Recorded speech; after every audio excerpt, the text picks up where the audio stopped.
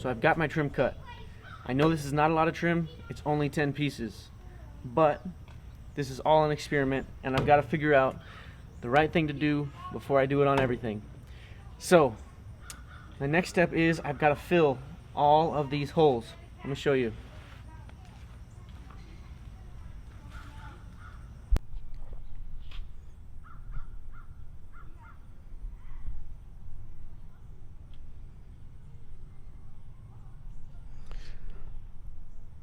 So here's what it looks like. It's actually not too bad. A little bit of sanding is going to clean this up, and a little bit of bonding primer is going to make this edge seal up real good. But you've got these holes, because it is plywood, it's imperfect, so you've got these holes all over.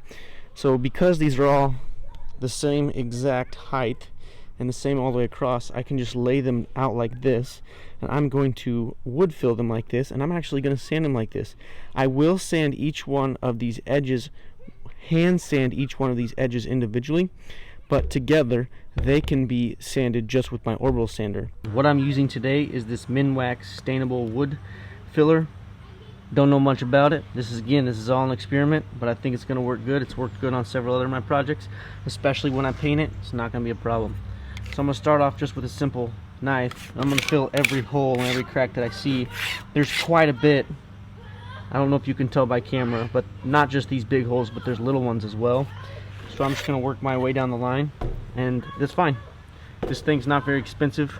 I can use as much of this as I need to.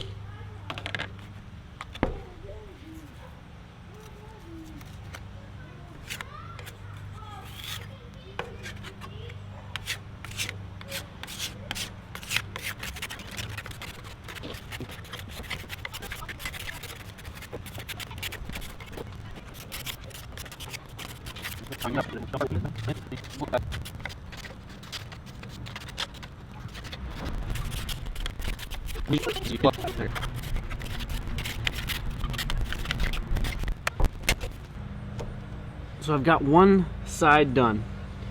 This tub says most common shallow repairs will dry within 2 hours, but deep ones 6. To be honest, most of this was deep. If there was a gap, I shoved quite a bit in there and it was pretty deep. I was just gonna sand this as it is right here, just with like a 120 just to get it smooth, but I have decided that I'm not gonna do that. That was not too bad of a process, so I'm just gonna flip it over and I'm gonna do the other side just to make these all casings, and I'll use some of it as base, but it really doesn't matter because that process wasn't very hard. What I'll probably do when we get to base is choose which side looks best and go with that. So now I'm going to turn it over and do the other side.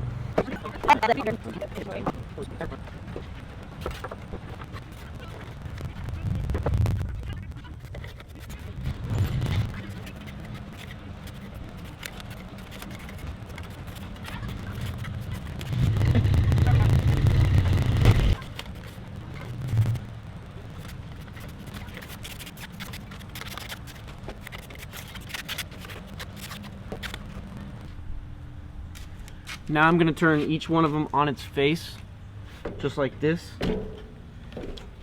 And I'm going to clean up the front. If there's anything that I need to fill, if there's any imperfections, I'll do it now so I can sand them all at once.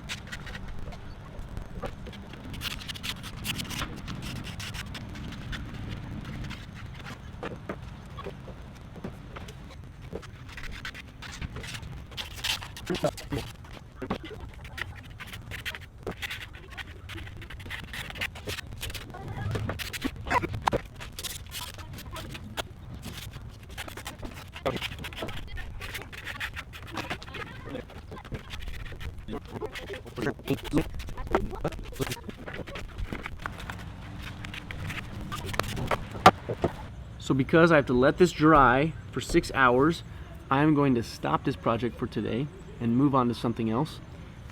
I know a lot of you are thinking while watching this, why am I taking so much time to make my own trim? Well, the truth is that it is a lot cheaper to do this. And I want to show you that you don't have to spend a lot of money to have nice trim, to redo your house, to build things in your yard, to make things better in your life. You don't have to have a lot of money. You can do things on the cheap. And that's why I'm doing it, to inspire you, to show you that it can be done. So, if you want to see more projects like this, if you want to see this project continue to the end, subscribe. There's plenty of more of this to come.